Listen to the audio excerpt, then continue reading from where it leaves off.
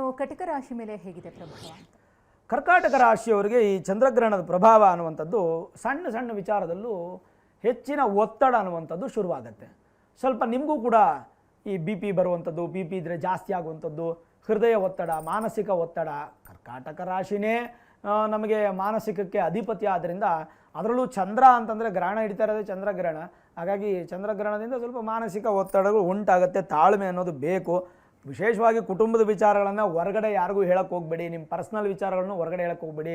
ಏನೋ ಒಂದು ತುಂಬ ಆತ್ಮೀಯತೆ ಅಂತ ಹೇಳಿಬಿಟ್ರು ನೀವು ರಾತ್ರಿ ಬೆಳಗ್ಗೆ ಎದ್ದೇಳೋಷ್ಟೊತ್ತಿಗೆ ಊರಿಗೆಲ್ಲ ಪ್ರಚಾರ ಆಗಿಬಿಟ್ಟಿರುತ್ತೆ. ಹಾಗಾಗಿ ಗೌಪ್ಯ ವಿಚಾರಗಳನ್ನು ಯಾರ ಹತ್ರನೂ ಹೇಳಕ್ಕೆ ಹೋಗಬೇಡಿ. ಏನೇ ಸಮಸ್ಯೆ ಬಂದರೂ ಕೂಡ ಹೊಡೆದಾಟ ಬಡದಾಟ ಬೇಡ, ಮಾತುಕತೆಯ ಮುಖಾಂತರವೇ ನೀವು ಅದನ್ನು ಸರಿ ಮಾಡಿಕೊಳ್ಬೇಕು.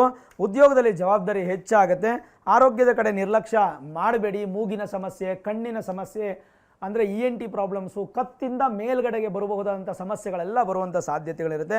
ಯಾವುದೇ ದೊಡ್ಡ ನಿರ್ಧಾರಗಳನ್ನು ತೆಗೆದುಕೊಳ್ಳುವ ಮೊದಲು ಪರಿಸ್ಥಿತಿಗಳನ್ನು ಸಂಪೂರ್ಣವಾಗಿ ಅವಲೋಕವನ್ನು ಮಾಡಿ ಕೆಲವೊಂದು ಕೌನ್ಸಿಲರ್ಸ್ ಹತ್ರನೋ ಅಥವಾ ಅನುಭವ ಹತ್ರನೋ ಮಾತಾಡಿ ಆಮೇಲೆ ಡಿಸಿಷನ್ ತೊಗೊಳ್ಳಿ. ಅದು ನಿಮ್ಗೆ ತುಂಬ ಒಳ್ಳೆಯದು.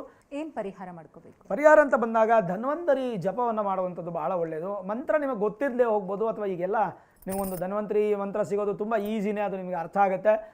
ಅದನ್ನು ತಿಳ್ಕೊಂಡು ಪ್ರತಿನಿತ್ಯ ಧನ್ವಂತರಿ ಸ್ತೋತ್ರವನ್ನು ಕೇಳುವಂಥದ್ದು ಅಥವಾ ಹೇಳುವಂಥದ್ದು ನಿಮಗೆ ಅತ್ಯಗತ್ಯ. ಅದರ ಜೊತೆಗೆ ನಾನು ಮಾಡ್ಬೋದು ಅಂತಂದರೆ ನೋಡಿ, ಒಂದು ಶ್ವಾನಗಳಿಗೆ ಆಹಾರವನ್ನು ಕೊಡೋದ್ರಿಂದ ಕೂಡ ವಿಶೇಷವಾದಂಥ ಪರಿಹಾರ ನಿಮಗೆ ಸಂಭವಿಸುತ್ತೆ. ಅದರಿಂದ ನಿಮಗೆ ಒಳಿತು ಫಲ ಅನ್ನೋದು ಖಂಡಿತ ಸಿಗುತ್ತೆ. ಇನ್ನು